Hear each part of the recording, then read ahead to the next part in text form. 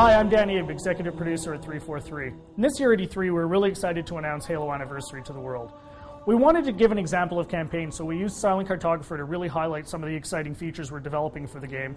And now we want to share this with the rest of the world. So this is really your chance to get a behind-the-scenes peek at what we're doing with Halo Annivesary. Hope you enjoy. Okay, so let's dive right in and take a look at Silent Cartographer. This is exactly the same demonstration we gave to the press at E3. In fact, this is exactly the same build. So the exciting thing is that this build has come a really long way since we showed this at E3. It's kind of funny for me to look at it now and say, hey, the game looks much better now. So the first thing you're going to see immediately on the fly-in is the graphical upgrade. I mean, the game looks fantastic. We spent a lot of time really lovingly bringing this into the current generation and, working very hard to make sure that this looks like a current generation title, something everyone can look at and just say, wow, this game looks fantastic. But the big test is really, how does it feel? So let's take a look. So we're going to charge the beach here.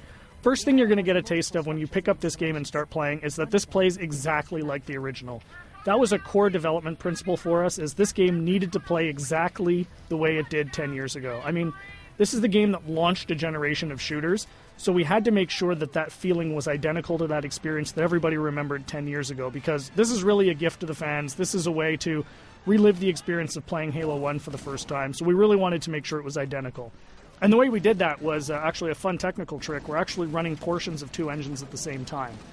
So the underlying code, the code controlling how the game feels, how the AI reacts, all of that stuff, is a lot of it's the original Halo 1 code, and that was really the best way for us to ensure that the game played exactly the same as it did 10 years ago.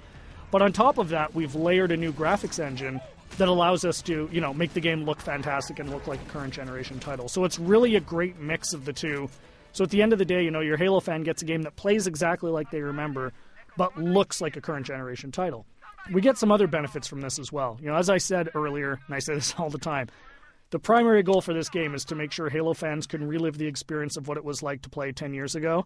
And one of the big tools we have in our box to do that is Classic Mode. So what's Classic Mode? At the touch of a button, you can swap back and see how the game looked 10 years ago. So here it is. This is, Halo 1 10 years ago. And it's really a magical feature for Halo fans because this just lets you go back in time and see exactly how this game looked 10 years ago. But the fun part is you can come back at any time.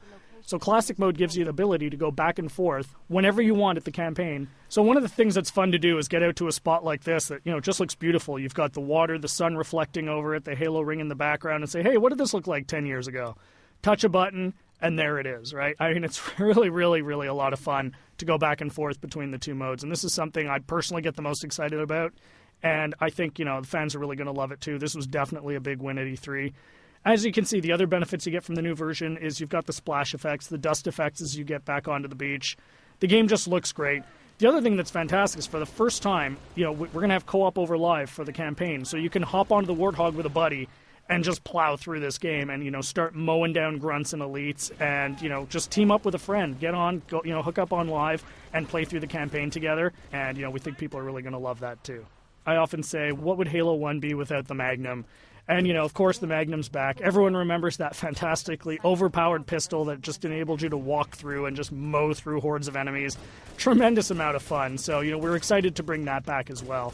Again, you can see the game plays exactly the same as it did. Cannot highlight that enough. That was really, really important for us to make sure that this game played the same as it did, because this is really an iconic game. This is the game that convinced a lot of people, myself included, that you could actually have a fun first-person shooter experience on the console. I mean, I was a hardcore PC shooter guy, who said you're never going to make a game on the console that is going to, make me want to play. And this is the game that changed my, my impression of it. And it's the same for millions of Halo fans. And those fans, that's who this game is for. This game is really a labor of love for us here at 343, and we're really excited to be able to present it to you. So there's your sneak peek of Silent Cartographer. Really just the tip of the iceberg. We've got a lot more features we're going to announce as we get closer to launch. Come to Halo Fest at the end of August and see the whole game in action. See you then.